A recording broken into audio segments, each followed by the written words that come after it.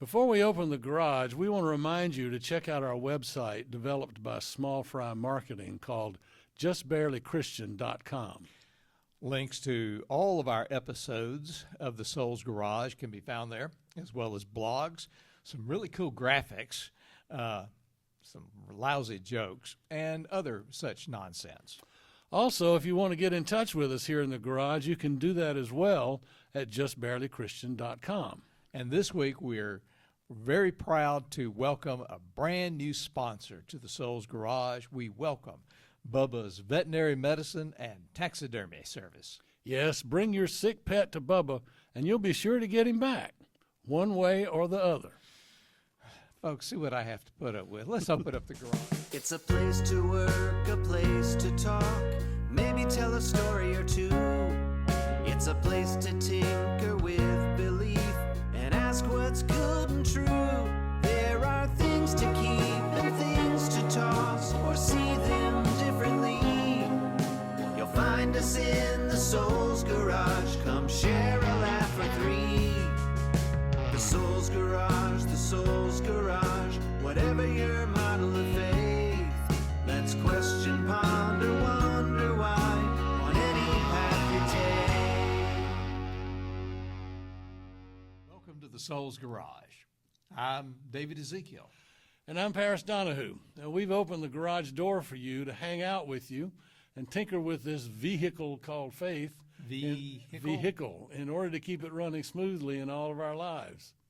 Now, this is the season of Easter, and all of us have memories of Easter baskets when we were children. Didn't you get any of those growing up, especially with eggs and especially a lot of chocolate, bunch of greenery that sometimes hid chocolates underneath. Exactly right. And those little chocolate bunny rabbits sometimes were in the basket, and you know. It's like I gave one of those bunnies to a girl one time. I said, "Here, you're no bunny till some bunny loves you." And after she punched you in the face, what happened? Let's not go down that. Let's not go down that memory. I don't want to dwell on that Right, memory. But yeah. I want to dwell on the memories that we had about Easter. When we were kids. Yeah, I used to get an Easter basket, same thing as you, greenery in the basket. And the Hershey's Kisses, always you have to look for them because they kind of fell down to the bottom and that sort of thing. I remember one very memorable Easter. I got a nice Easter basket, and the Easter Bunny usually would bring us not only candy but like one small toy or something like that. He was never that good to me. Yeah, well, you lived in Alabama, so you was lucky to get the Easter Bunny to show up at all. Anyway, I got this nice Easter basket, and of course I ate a few pieces of chocolate out of it, and then it was time to go to church.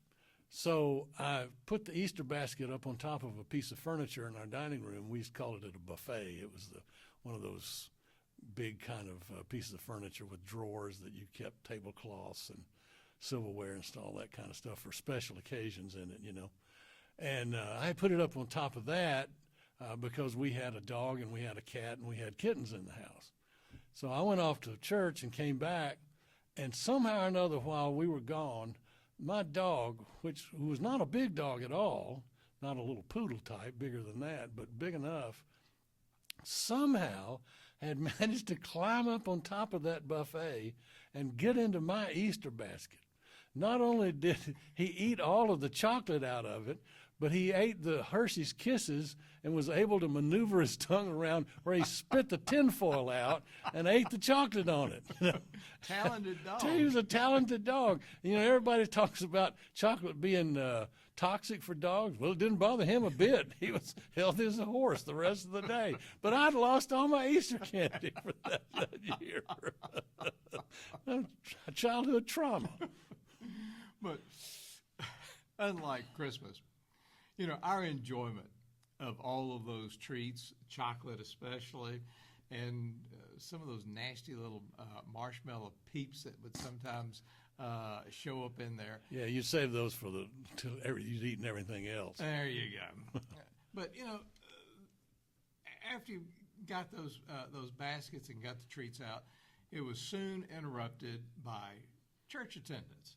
And it never occurred to us, or at least it never occurred to me when I was a kid, to question if our Easter baskets were presumably brought to us by fluffy-tailed white rabbit with pink ears, by the way. Sure. And, it really had nothing to do with anything of the story of Jesus' resurrection that we heard in church. No, none whatsoever. Yeah, my mother always made sure I had new clothes to wear on Easter, which meant they were scratchy and stiff and all that kind of stuff, and I couldn't wait to get out of there and go back home to my Easter basket. But like you, it never occurred to me to ask, what does the Easter basket have to do with the story that I heard in church? And of course the answer is it had nothing to do with that, none whatsoever. Well, would you like for me to provide a bit of erudition, a bit of unpacking the narrative behind the story of Easter eggs and such? Is there any way I can get out of it? See what I've got to put up with? I mean, really. I would love that, David. Go right ahead. I'm waiting with bated breath. It does smell like fish bag.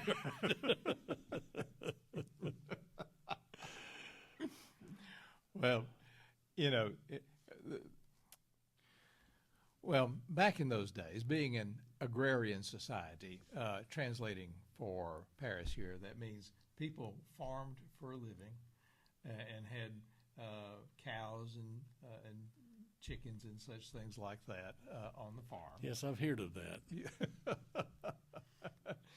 And so these people understood that life began in the form of eggs. There were fish eggs, bird eggs, eggs of insects.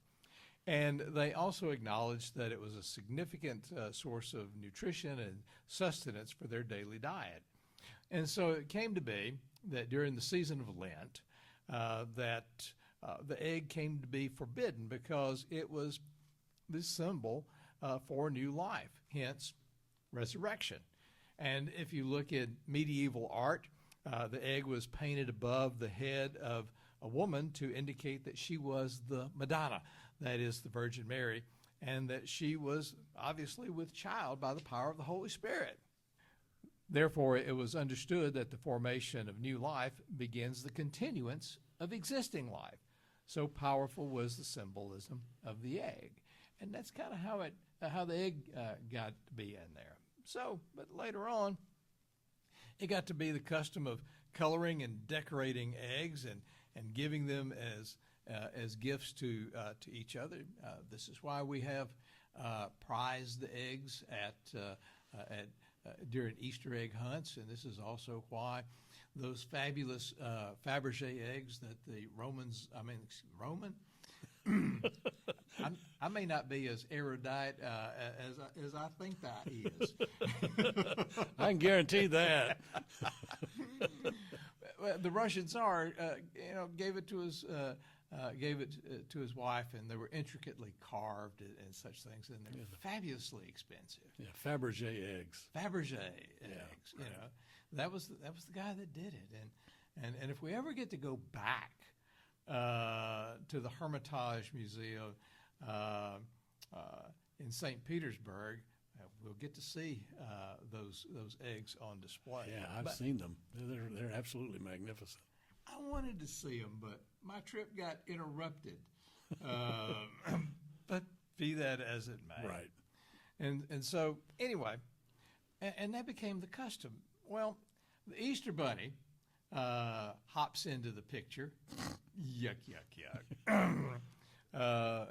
Several centuries ago in Germany, legend holds that a poor woman was hiding her children's Easter eggs and their baskets around the edge of the yard and told the children to go find them. And accordingly, just as the children found their baskets, a large rabbit just happened to be sitting there right next to one of the baskets and startled, and he hopped away.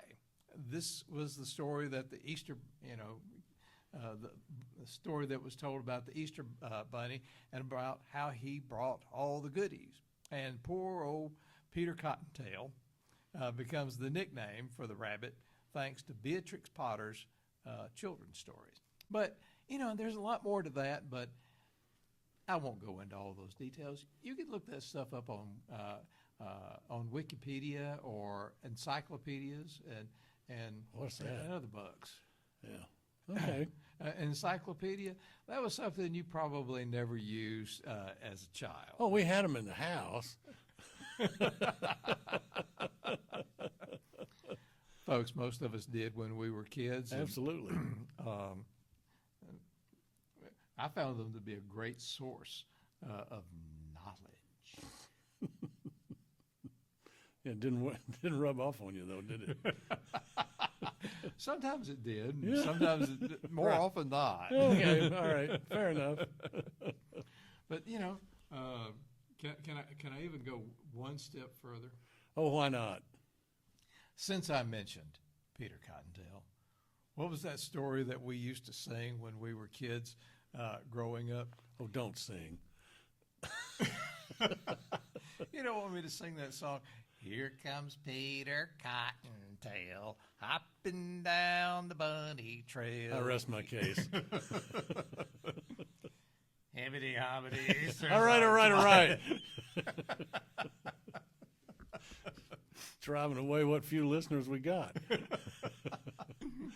All of that's fun and it's harmless, I guess. But it's a far cry from the stories found in the New Testament Gospels about a horrific execution of an innocent man and the belief held onto by millions of people now for over 2,000 years that same man was resurrected from the dead a few days later. Now, our discussion today is silly as it has been a little bit a while ago. Isn't going to do a deep dive into all the questions and issues generated by the real Easter story of Jesus. Yeah, suffice it to say that believers have been trying for 2 millennia to unpack what that story means for the lives that we live in this troubled world. And people have gotten, they interpret it in so many different ways, but that story stays on because it has that message of hope, I think, for us living in the kind of world that we do. Unfortunately, a lot of people are more familiar with the bunny and the eggs than they are with the resurrection story these days. One of my favorite comic strips used to be the comic strip Tumbleweeds. And I remember on an Easter Sunday, Deputy Knuckles walked into a room where people were gathered and somebody said to him, "Happy Easter, Deputy." And he said, I'm a little upset because the Easter Bunny didn't leave any toys in my stockings that I hung up by the fireplace last night. And Judge Curmudgeon Frump says to him, "You idiot. Christmas is when you hang up stockings by the fireplace and Santa Claus comes and brings toys and puts them in your stocking. Easter is when you put a basket out and the Easter Bunny comes and brings you candy." And then he looks at somebody next to him and he says, "Gad, that boy's grasp of theology is pathetic." Well, I'm afraid that an awful lot of people that might not be that crass about it, but an awful lot of people that we run into now are more familiar with the Santa Claus and the Easter Bunny than they are the meanings of those actual stories. Now, whether someone believes in Jesus' resurrection or not, whether you take it to be historical or not, we think there's just something basic to our human need for hope in that story. There is an illustration that Barbara Brown Taylor, wonderful Episcopalian priest and theologian and commentator on matters of faith and religion, told about the time that she was visiting in a nursing home and conducting a service. And she said, "What would you like for me to discuss with you today?" And one of the residents piped up and said, tell us a resurrection story. And Barbara Brown Taylor thought for a second. She said, wow, exactly how insightful it is for them who are old and sitting there in wheelchairs and such in the nursing home, thinking about resurrection stories. Here was something that had given hope to all of their lives and given meaning to it. And I think that really is the essence of the entire Easter story. Yeah. When I think of resurrection stories, I remember a time when I was invited to come back to a church that I had previously served and preached at a service that they were having. And it's great to see everybody. And at the door, this young man met me and said, "Remember me?" And I thought I did. And I actually said his brother's name. And he said, "No, that was my brother, and then he said his name. "Oh, yeah, I remember you." And the truth is, yeah, boy, did I ever remember him. When that guy was in the youth group at the church, if there was ever a commotion going on, you'd find him right in the middle of it. I had kids like that. Well, yeah, everybody's got them. So oh, yeah, I remember you. And said, "So how are you these days?" And he got real serious, and he said, "Well, I used to be in bad shape." Said, "I developed a drug habit, and it just about ruined me. I lost so much, and my life was really messed up." He said, "But I held on to my faith, and I started to climb out of that, and I got the help that I needed." And then he shook my hand, and he looked me right in the eye and said, "And I want to thank you for what you did for me on that youth retreat we took to Gatlinburg." And I said, "Well, it was nothing, you're welcome." And then he was gone. I have to tell you, folks, the truth is, I don't remember what I did for that boy on that youth retreat in Gatlinburg. I remember the retreat. I remember him being there. I remember at one point I may have had to threaten to send him home in a body bag because of all the commotion that was being caused. I honestly do not remember what I said or what I did, but something happened there that he hung on to that in those later years when his life was in such shambles. And it was a light there that brought him back to life in a very real sense. And I always think about that story when I think about resurrection stories. Mm-hmm. There, all of us ministers have had stories about people that we've encountered that have made it, that we've helped to resurrect them. Or maybe we should say we've helped to resurrect the person that's there. Yeah. And that's great. I'll give you another resurrection story. This one happened back in the 1990s on a Palm Sunday. It was a day of, in Alabama, there were a day of terrible, terrible tornadoes. And one of them occurred in a little town called Piedmont, Alabama. And while the church service was occurring, a tornado hit the church and killed many people. Among them were several children. One of them was the child of Pastor Kelly Clem. She was the minister at the Goshen United Methodist Church there. And so during that horrible week after Palm Sunday, she buried and performed funerals for many people. And so, and then even with her own heart breaking and her arm in a sling, she was, your young man said that the faith was, he was holding on to his faith. Kelly Clem made the comment, she said, what was even more remarkable was my faith was holding on to me. And that's fabulous. Mm-hmm. But anyway, they were kind of hesitant, and they asked Kelly, the church members did, are we going to have Easter this year? And she said, yes, Easter is coming. And then on that Sunday, she led the Easter Sunday worship service as all of the people gathered in that amid the wreckage of that church that morning. That also, friends, is a resurrection story. It's an aspect of where the hope held on to those who held on to hope as well. Yeah. It's a story that doesn't have a bunny, and it doesn't have a basket full of eggs, but it's shot full of hope. And we're talking about the kind of hope that we all need in our darkest days. There's an author that David and I really like. It's named Rick Bragg. And he's originally from Alabama, and when that tornado hit that area, Rick Bragg was writing for I think the New York Times. Yeah, New York and Times. they sent him.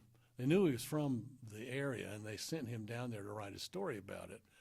And the people were a little hesitant to talk to him because they so many times had been the butt of so many jokes.